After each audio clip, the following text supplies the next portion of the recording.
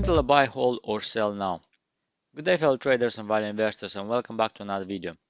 Today we continue our series start with the Ace, and as you guessed, we'll look at Intel.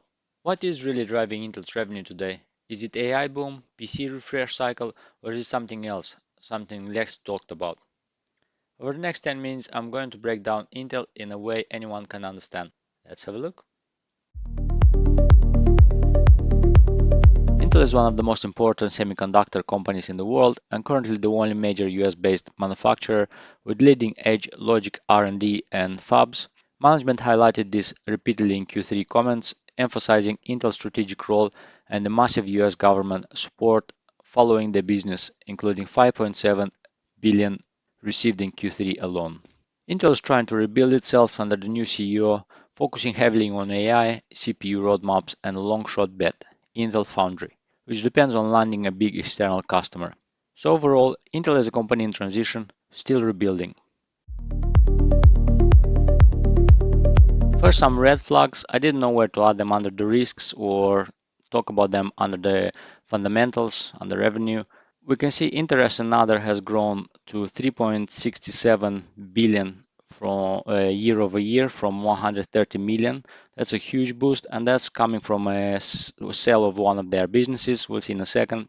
Another element that I consider a risk is 5.7 received from US government, 5.7 billion received from the US government, 5 billion from Nvidia, 2 billion from SoftBank, and then obviously they raised 5 billion from the sale of Altera and Mobileye. And then I think the Mobileye sale reflected as 3.6 billion return in the interest.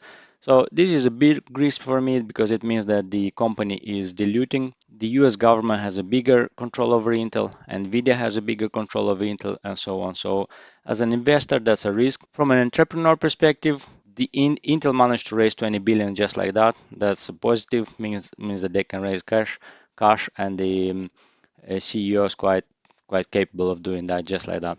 Looking at the earnings presentation, we can see that Intel's revenue has finally stabilized. Q3 revenue was 13.7 billion, up almost 3% year over year. Previous quarter was a terrible quarter. They've gone through restructuring and they had a big cost cutting, and that impacted the quarter, but see that they are back into growth. Gross margin has come back to 40%. It was all over the place over Q1, Q2, and now in Q3 is back to the 40%.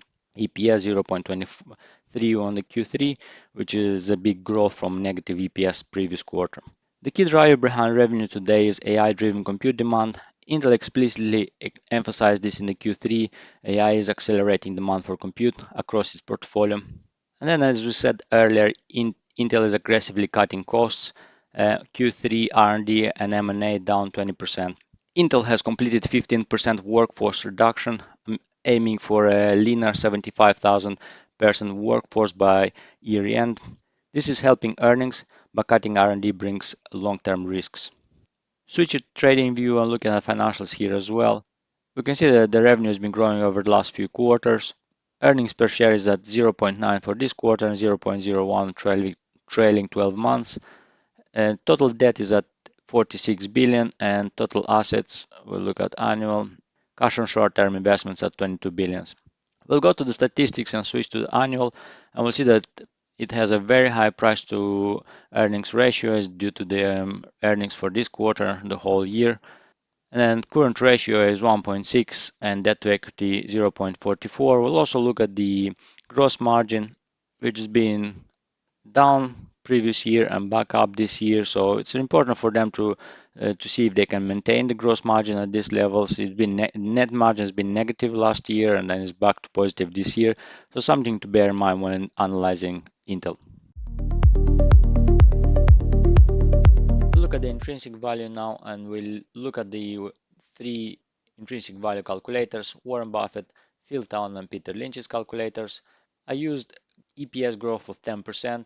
I found some really optimistic numbers of 159% EPS growth over the next 10 years, but 10 looks more conservative.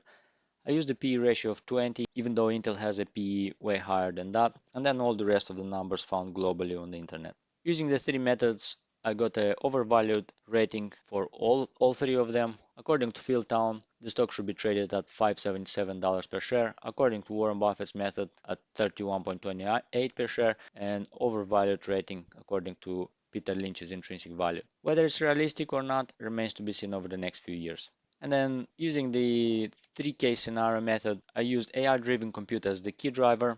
And I use this PE multiple because TSMC trades around 20-25 forward earnings, Nvidia around 30-40, and then AMD around 25-30x forward-looking earnings, and then legacy semiconductor averages are between 12 and 55x. So if you look at the bear case scenarios with slow AI adoption, no 14A customers, low margins, 13%, 3% EPS growth, we could see the EPS growing to 237, 233 over the next 5 years, and then the stock would be valued around 27.82 in 5 years. In a base case scenario with moderate AI adoption, some foundry transaction, 10% EPS growth, we could see earnings growing to 322, and then the stock would be at around trading at around $48 per share.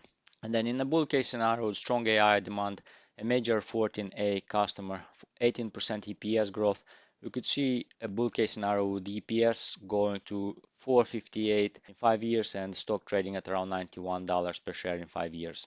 And I had to look back for earnings. I used a $2 per share earnings for my calculation for 3 case scenarios because if I would use a 0.01 what it is now, I would get a really ridiculous price over the next 5 years. So I was looking back into 2018, 19, and so on, where Intel had the earnings of around $4, so I use a more conservative number, half that, about 125, I believe I used for my calculations. And so now over to the probability weighted method. We can see that over the 5 years in a bear case scenario, we would lose 31%. The stock will have to drop 31%.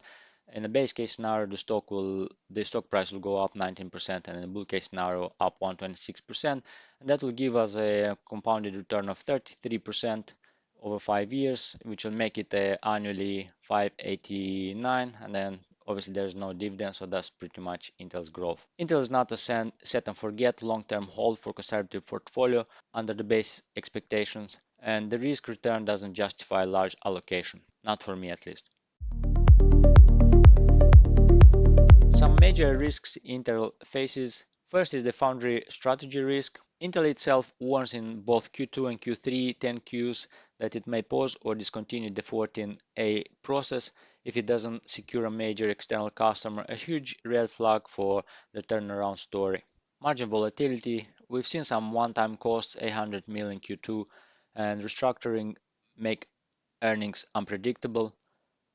We've also seen the gross margins being up and down over the last few quarters, so it's important for Intel to be back at 40%. Government dependence. Intel received 5.7 billion in CHIPS Act funds in Q3 alone, massively boosting the balance sheet. That support might continue, but it's not core business earnings.